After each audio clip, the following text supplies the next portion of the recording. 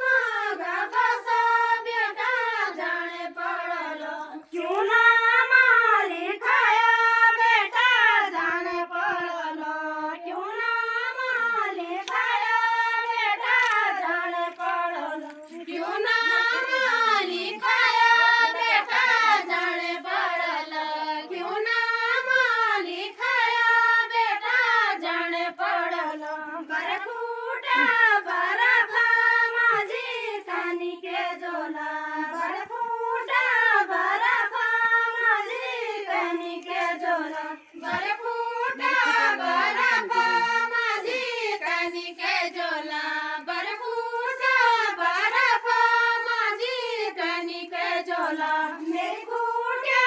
oily माझी कणिके झोला मेरी खूटिया आयली माझी कणिके झोला मेरी खूटिया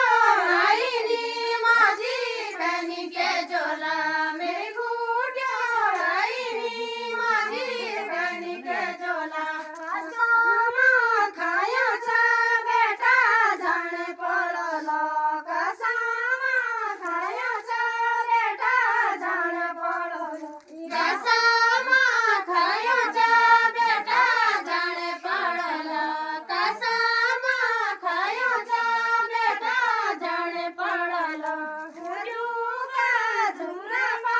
बेटा वापी बेजोला झुरुका झुरपा बेटा वापी बेजोला खुट्यूका झुरपा बेटा वापी बेजोला खुट्यूका झुरपा बेटा वापी बेजोला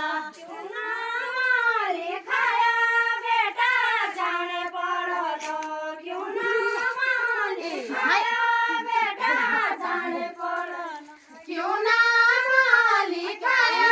बेटा जाने पड़लो क्यों ना माले खाया बेटा जाने पड़लो कारामा गबासा बेटा जाने पड़लो कारामा गबासा बेटा जाने पड़लो कारामा गबासा बेटा जाने पड़लो कारामा गबासा बेटा जाने पड़लो तेनी बोडरा मानी कणिके झोला तेनी बोडरा मानी कणिके झोला